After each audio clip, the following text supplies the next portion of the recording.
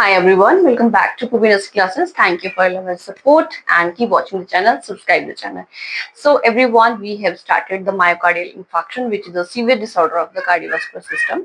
And in myocardial infarction हम उसकी definition, उसका etiology and उसका जो sign and symptom है वो cover कर चुके थे. आज हम इसमें cover करने वाले हैं the ECG changes जो myocardial infarction में देखने को मिलते हैं. अब इन ECG changes में दो प्रकार के ECG changes देखने को मिलेंगे. One is ST elevation MI, one is non-ST elevation MI, STEMI and NSTEMI. Short form में नहीं कहा जाता है. So STEMI is ST segment elevated and non-STEMI non-ST elevated MI, right? So जो ST EMI है उसमें ECG कुछ ऐसा देखने को मिलेगा. PQRST यहाँ पे जो ST segment में पूरी तरह से elevated रहेगा.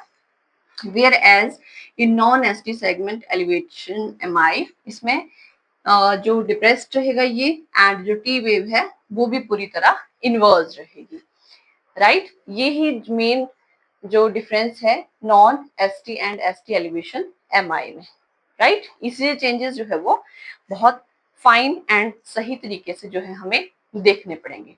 The next is ST elevation. ST segment जो है इसमें एलिवेटेड रहता है, यहाँ ईसीजी में हम देख चुके हैं, एंड नॉन स्टेमी में डिप्रेस्ड और टी इन्वर्जन रहता है, राइट? नेक्स्ट बात आ जाती है कार्डिक बायोमार्कर्स की, लाइक प्रोपोनिन टी, ट्रॉपटी वगैरह टेस्ट जो है वो एसटी एलिवेशन में भी पॉजिटिव रहेंगे as well as non ST elevation MI में भी पॉजिटिव रहेगा, बिकॉज ये दोनों ही मायोकार्डियल इन्फेक्शन में देखने को मिल रहा है. सो ऑब्वियसली जो कार्डिक बायोमार्कर है वो इसमें भी पॉजिटिव रहेंगे एंड इसमें भी पॉजिटिव रहेंगे, राइट? देन डिफरेंस देखेंगे हम आर्टरी ब्लॉकेज में. जो एसटी एलिवेशन है उसमें कंप्लीट आर्टरी ब्लॉकेज जो है वो इसमें रहेगा,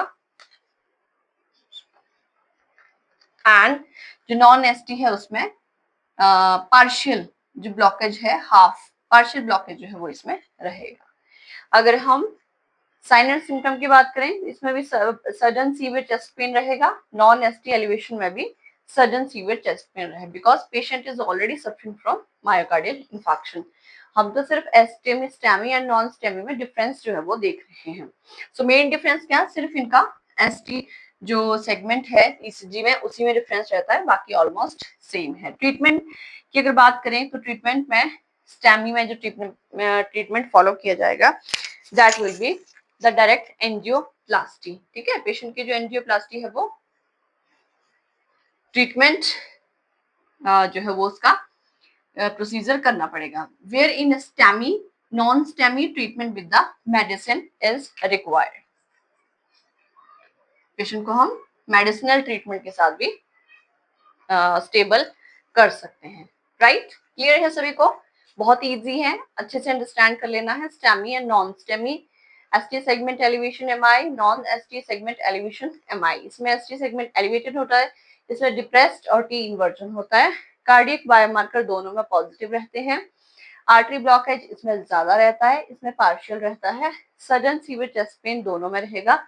एंड ट्रीटमेंट में इसमें हम डायरेक्ट सर्जिकल ट्रीटमेंट होगा एंड इसमें हम मेडिसिन के साथ भी पेशेंट को स्टेबलाइज किया जा सकता है. सो मिलते हैं next video. Thank you everyone.